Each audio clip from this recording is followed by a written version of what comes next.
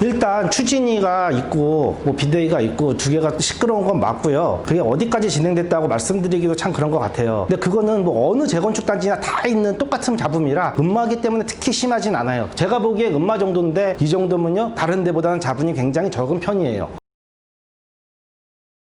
이래요. 그러니까 대치동은요 지금은 어르신 절반과 학부모 절반인 도시예요. 저희 부모님 세대, 저희 장인 장모님도 마찬가지고 다 대치동에서 있고 시집 장가가도 그냥 안 떠나고 그냥 살고 계시거든요. 근데 요새 젊은 엄마들은요 수능 끝나면 대치동, 수능 끝나서 대학 입학자 발표나면 대치동 떠나요. 그러니까 대치동에 이걸 누리면서 탈 사람들이 아니에요. 대치동은요 오로지 그냥 학업용 도시가 될 것 같아요. 이게 뭐랑 연결이 되냐면 우성, 성경, 미도 있고요, 양재천 이렇게 흐르고 음마 있고요, 여기 대치 레미안 필리스케 있는데 여기 쌍용 있고요. 예전에는 그러니까 여기 우성, 성경, 미도, 쌍용 여기 전체 다요 대형 평수 아파트예요. 보통 여기도 67평, 65평, 뭐 57평이고 마찬가지예요. 다 50평, 60평, 50평짜리 아파트들이거든요. 여기만 31, 음마만 31평, 34평, 4,400세대가 전부 31평, 34평밖에 없어요. 이게 무슨 얘기냐면 예전에요. 70년대 개발할 때요. 한보가 로비를 잘해서 30평대를 여기 지었대요. 대치동은 원래 전체 대형 평수만 짓는 거였었는데 로비를 잘해서 여기다 지었고 당시 20, 30평대는 전부 개포였어요. 개발 자체가. 이런 개념으로 개발이 됐었거든요. 그래서 개포, 심지어 개포는 다 주공이었어요. 그래서 지금은 개포가 더 잘 비싸고 굉장히 좋은 동네지만 옛날에는 여기는 진짜 양재천 밑은 강남 아니었거든요. 앞으로는 대치동은 30평대가 주력이 될 거예요. 아무리 강남이라고 그래도요 60평, 70평에 새 들어 사는 사람들 몇 명 안 돼요. 부모님은요 중학교까지는 시골에서 다녔고요. 고등학교랑 그 학업은 서울에서 하시고 그리고선 직장에서 서울 직장 다니시고 저희는 전 서울에서 태어나고요. 이렇게 큰 세대거든요. 그러다 보니까 시골에서 어려서 크고 자랐기 때문에 베란다에 화초도 많이 키우고요. 저 어렸을 때 세곡동으로 아버지가 뭐 주말 농장 같은 거 막 데리고 다니고 했거든요. 근데 저는 제 딸 데리고 그런데 한 번도 가볼 생각도 안 나고 가고 싶지도 않고 재미도 없어요. 상추 사 먹으면 그러니까 정서가 전혀 다른 거죠. 그러니까 화초도 많은데 저희 집엔 풀 한 포기가 없어요. 옛날에는 집에서 제사도 모시고 또 우리 아버지도 승진하고 그러면요 회사 직원들도 와가지고 막 이런 거 했었는데 그리고 부모님 생일도 뭐 했는데 이제 몰래 저희 어머니 생신 때 우리 집에서 커피 한 잔도 안 마셨거든요. 그냥 한정식 집에서 밥 먹고 말지. 이제는 그렇게 해서 집이 넓을 필요가 없어진 거예요. 예전에는 큰 평수가 필요했지만 이제는 30평이면 충분하고요. 그러니까 집이 넓을 필요도 없고 앞으로는 대치동은 30평대가 메인이 될 도시예요. 그러니까 압구정동이랑은 얘기가 전혀 달라요. 아까 같은 강남이라고 그래도 압구정동은 앞으로도 50평, 60평대가 인기를 끌 거는 맞다고 생각해요. 거기는 원래 부촌이었고 압구정동은 선택받은 사람이 선택돼서 들어간 거지만 여기는 어떻게든 여기 몇 년만 삐대고 살다가 이 동네 떠야지라고 해서 무리해서라도 들어오는 동네인 거예요. 그래서 이 대치동은 앞으로도 30평대가 주력이 될 거라고 생각을 해요. 뭐 그렇습니다. 그래서 아까 이 얘기가 그대로 대치동의 사람들은요 학업 끝나면 대부분 나갈 사람들 우리 아들 장가 가면 여기 대치동 살게 해줘야지 했던 분들도 그 애가 교육을 여기서 시키게 원해서 하는 거지 대치동에서 뭐 죽을 때까지 뼈를 묻고 그런 거 원하는 거 없잖아요. 전부 다 학령기를 여기서 지냈으면 좋겠다는.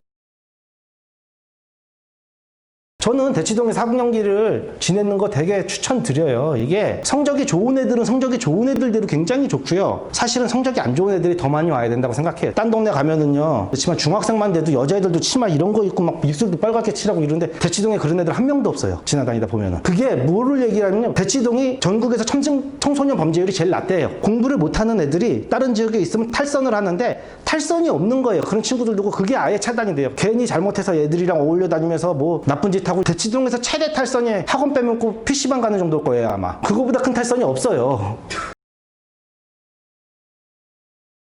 음마의 전세 물건들 거의 없어요. 없다고 보셔야 되고요. 뭐 지금 다 아시겠지만 6.17 대책 이후로 2년 실거주를 해야지 4,000세대 중에요. 한 70%가 한 3,000세대가 지금 안 살고 있는 투자자고요. 그 3,000세대 중에 한 1,500세대가 음마에서 살아본 적이 없는 사람들이에요. 그러니까 재건축 얘기가 나온 지 20년이 됐는데 최근 20년 동안 산 사람들은 재건축을 바라보고 샀지. 그리고 한 500세대는 팔려고 내는 물건들인 거고. 그러니까 그렇게 생각을 해요. 그래서 물건이 점점 귀해지고요. 앞으로도 점점 심한 전세 대란이 일어날 것 같아요.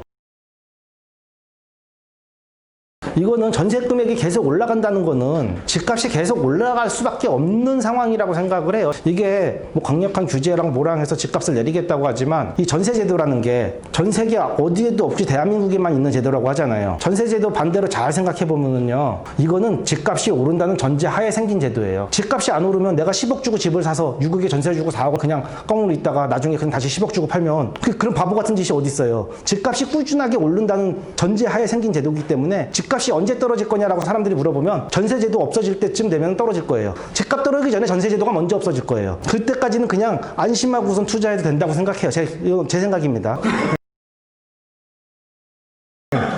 토지거래 허가로 저는 받아요. 저는 받았고요. 심지어 다른 주택이 있는 분도 받아다 드렸어요. 원래 조건은 무주택에 실입주 가능해야 되고 자금 출처 명확해야 돼요. 요 세 개가 근데 뭐 무주택 아닌 분들도 받아다 드린 적도 있고요. 그런 서류나 이런 행정적인 얘기에 대해서는 조금 서류는 강해요. 그러니까 이거를 허가서에 어떻게 허가서를 쓰느냐에 따라 이게 천차만별인 것 같아요. 그러니까 저는 직접 고객들 오면은 제가 위임장 받아가지고 직접 다 받아가지고 직접 구청 가서 제가 접수해주고 그냥 딴 데는 법무사한테 맡기고 이러지만 제가 다 해줘요. 왜냐하면 제가 해야지 확률도 더 높고요. 뭐를 원하는지 포인트들이 있어요. 그 포인트만 명확하게 지키면 되고요. 토지거래 허가 어려운 거 사실인데요. 이럴 때일수록 선수들만 하는 것 같아요. 할 수 있는 사람들이 명확해져요. 점점. 꼭 지켜야 돼요? 토지거래 허가요? 예를 들어서 제가 뭐 나는 실입주 할 거고 예. 앞으로 무주택으로 만들 거고 뭐 이런 것들 쓸 거잖아요. 예. 반드시 지켜야 되나요? 그거 안 지키시면은 2년 이하의 징역이나 취득금액의 30% 이하 벌금 내시면 돼요.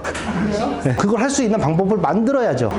네, 있어요. 그러니까 이거를 살 수밖에 없는 구구절절한 사유를 갖다가 써야 돼요. 그냥 단순하게 뭐 이래서 팔겠다, 언제까지 팔겠다가 아니고 그거를 공무원들이 결제할 수밖에 없게끔 만들어주면 돼요. 판사님 앞에 가면 다 판결문을 하잖아요. 서류 아무리 변호사가 떠들고 이거 다 영화에만 나오지 진짜로는 말도 안 붙이잖아요. 서류만 보여주고. 마찬가지로 공무원도 다 서류만 보기 때문에 그 서류를 보고 그 사람이 결제할 수 있게끔 만들어줘야죠. 서류를. 아까 제 질문은 결제를 받았어. 예. 어떻게 보자. 네. 받았어. 그 이후에는 네, 그 이후에 안 가도 되는 거. 아니요. 그거 안 가면 그런다니까요. 그리고 허가를 받고도 예. 반드시 지켜야 되는 그게 정확히 부동산 거래 신고 관한 법률 26조 2항에 나와 있거든요. 뭐라고 나와 있냐면 11조 1항에 따른 허가 또는 변경 허가를 받지 않고 토지 허가 거래를 체결하거나 속임수나 그 밖에 부정한 방법으로 토지 거래 허가를 받은 자는 이게 속임수나 부정한 방법으로 허가를 받은 거라고 인정을 할 거거든요. 이렇게 2년 이하의 징역 또는 체결 당시 공시지가의 100분의 30에 대한 금액을 벌금으로 체결한다 라고 나와 있어요. 그러면 경매로 만약에 물건이 나왔을 때 경매는 돼요. 예. 그럼 그 경매 금매 나오면은 연락 주세요 라는 얘기 되게 많이 하거든요. 너무 많이 와요, 진짜. 근데 금매라는 거는요, 경매 넘어가기 전 물건들이거나 어려운 물건들이 금매죠. 근데 지금처럼 기준금리가 0.25% 이러면 경매 넘어갈 물건이 하나도 없어요. 거기에 그동안 강남 부동산 대출을 안 해줬기 때문에 아예 무리하게 집 산 사람도 없어요. 넘어갈 물건 자체가 없다는 거예요, 그냥. 이걸 인정하고 생각을 해야 되기 때문에 그렇게 산다는 거는 거의 말이 안 되는 것 같아요, 저는. 그 짜고 친 경매들 같은 경우에도 대부분 요새 걸러내더라고요. 그래가지고 그런 것까지 너무 잘 잡아내더라고요. 지금 뭐 아까 음마 같은 경우도 뭐라고 그럴까? 집주인들이 세입자 내보내고 만약 2년 실거주해야 되잖아요. 2년 실거주해야 되는데 집주인들이 그냥 내보내고 그냥 공실로 두면서 전입신고만 해놓으려고 하는 분들 많거든요. 제가 하지 말라고 얘기해요. 이거 다 걸려요. 이거 어떻게 잡아내냐면요. 저도 이제 공무원하는 친구한테 얘기 들었는데, 네, 맞아요. 휴대폰 기지국에서 주파수 기록 떼오라고 그럴 거예요. 통화 기록 없거나 뭐 없거나 움직임 없으면 그거 다 인정 안 해요. 지금은 상가도 다 돼요. 그러니까 상가 20제곱미터 이상이고요. 그러니까 다 그래요. 모든 규제 지금은. 지금 사면 되는 거예요? 상가는 근데 거주를 할 수가 없다는 지금 상가 토지 허가 구역일 경우에요. 거주가 아니고 본인이 실제 장사를 했을 경우에만 허가가 나거든요. 동일하겠죠. 본인이 거기서 실제 장사를 했으면은 사업자 등록 기준, 사업자 등록을 내야 되거든요. 그러니까 만약에 상가를 그러면 샀는데 예. 거기에 이제 그 영업하시는 분이 있을 거 아니에요? 예. 그러면은 제가 예를 들어서 카빈샵처럼 같이 뭔가 사업을 영위를 해요 여기서. 괜찮아요. 지금 토지거래 허가 구역에서 그 전체 상가는 건물이나 이런 거 살 때 그 건물 다 쓸 수가 없잖아요. 그러니까 일부분만 쓰면 된다는 조항이 있기 때문에 그건 허가 조건에 들어가요. 사업자 등록증만 내면 돼요. 사업자 등록증만 내고 사업자만 유지하고 있으면 돼요. 음마 같은 경우는 저는 상가도 은근히 메리트 있다고 생각해요. 음마는요, 상가랑 아마 따로 할 것 같아요, 재건축. 상가 사람들도 원치 않아요. 저도 음마 상가에 있지만, 지금 뭐 필지는 하나지만 주차장도 따로 쓰고요. 아예 잘라놨거든요. 주차장도 아예 아파트랑 상가랑 별도로 쓰고요. 그러니까 다른 지역은 아파트 상가 한 4층 이상 안 짓잖아요. 그 이유가 1층에 부동산이랑 뭐 미용실이랑 이런 슈퍼 이런 거 들어오고 2층에 은행 들어가고 3층에 병원 뭐 약국 이렇게 들어가고 나면 더 이상 누를 게 없어요. 그리고 공실이 많이 나니까 안 하는데 음마상가 자리에 대치 사거리에 10층을 짓든 20층을 짓든 제가 학원으로 다 뺄 수 있어요 진짜. 거기는 상업지 변경해서 만약에 그렇게 나면 그 자리는 학원으로 그냥 다 찰 자리거든요. 그러니까 음마상가도 굉장히 메리트 있다고 생각해요. 그래서 음마상가 사람들이 굳이 아파트로 받으려고 생각조차도 안 하고요. 그래서 따로 하겠다는 생각이에요. 이게 음마 아파트 다 이주하고 철거할 때까지 상가 사람들이 장사할 거고요. 그때 같이 부시고 들어와서 음마 아파트 입주하기 전에 부동산부터 싹 들어와서 입주장부터 또 시작할 거예요. 그렇기 때문에 같이 하기를 원하지를 않아요. 음마상가 가지고 있는 사람들조차도. 저는 음마상가에서 제가 있는 부동산 자리가 제일 좋거든요. 진짜 제일 좋은 자리에 있어요. 음마 사거리에 국민은행 옆에 코너 자리고요. 음마상가 101호입니다. 제가 지금은 1번 자리예요. 근데 이 상가를 지금 물론 돈도 부족하지만 나한테 판다고 해서 사라고 그러면 저는 그거 안 사요. 왜냐면은 재건축 되면은 여기가 1번 자리가 아니거든요. 그러니까 재건축 되면은요 지하주차장 생길 거고 지하주차장에서 들어와서 에스컬레이터 타고 올라온 첫 번째 자리가 1번 자리예요. 왜 아파트에 투자를 하냐면은 아파트는 조금 잘못 싸봤자 뒤에 동이고 저층인 거예요. 몇천 싸면은 그냥 사고 거래가 되거든요. 상가는 똑같은 상가를 똑같이 15평짜리여도 여기 15억 하는데 여기 9억 할 수 있고요. 여기 7억 할 수 있고 금액이 천차만별인 거죠. 옆에 뭐가 들어오냐에 따라서 옆에 지금 우리 자리에 국민은행이 있어가지고 갑자기 나중에 이게 주유소로 바뀌어버리면 그러니까 이게 어떻게 될지 도시계획도 상가는 되게 그래서 더 잘하시는 분들이 하셔야 아파트 하시다가 상가 하시다가 상가에서도 돈 좀 벌고 괜찮으시면은 그 다음에 땅 가시더라고요. 일단 우성이 제일 비싸고요. 갭은 거의 비슷하다고 보셔야 돼요. 그만큼 매매가도 비싸고요. 뭐 미도를 좋아하시는 분들도 있고 뭐 우성을 좋아하시는 분도 있는데 어쨌든 그 갭은 비슷한 것 같아요. 갭 투자보다 투자의 개념이라면 우선미는요. 아까 얘기했듯이 대형 평수 위주의 아파트거든요. 대형 평수 위주의 아파트니까 거기에 사시는 분들이 오랫동안 사신 분들이 많아요. 30년, 1, 2년 사신 분들이 아니에요. 3, 40년. 근데 이분들은 재건축에 반대하세요. 그러니까 맨날 양재천 걷고 퇴직하셔서 양재천 돌아다니고 너무 살기 좋거든요. 근데 이제 와서 뭐 이주하고 철거하고 귀찮고 그렇다고 여유가 없어서 뭐 몇 억을 벌어야겠다는 생각도 없어요. 으쌰으쌰해도 될까 말까인데 아예 주민들이 반대하는 거기가 과연 언제 될지는 진짜 심한 말로 상속이나 이루어져야지 되겠지. 살기는 되게 좋아요. 우성. 저는 대치동 아파트 중에서 우성이 제일 이쁜 것 같아요. 그러니까 저는 레드페보다 우성이 더 좋은 것 같아요. 근데 재건축을 바라보고 살기에는 조금 비추인 거죠. 그럼 지금 거래가 거의 안 되는 상태니 가격은 그냥 떨어지지도 않고 아니요. 거래가 되고요. 높은 금액, 어쩌다 하나 물건이 나오면 되게 높은 금액으로 거래가 됩니다. 아까도 얘기했지만 매물이 없고 매수들은 있고요. 지금 사주시는 대부분의 사람들은 30대, 40대예요. 30, 40대가 가장 많이 사고 있고요. 다 부모들한테 현금 증여 받아가지고 사시는 분들이 제일 많아요. 그러니까 이게 가격이 이렇다고 떨어지는 게 아니고 오히려 올라갈 수밖에 없는 구조라니까요. 강남에 아까도 얘기했지만 0.4% 사람들은요. 그 사람들 생각에서 그 사람들 입장에서 보면은요. 지금 안 그래도 양도세를 올린다고 그래요. 근데 양도세가 올라가면 절대 거래가 물건이 안 나와요. 어렸을 때 봤던 동화 바람이랑 햇님이랑 나그네 옷 벗기기 하는 거.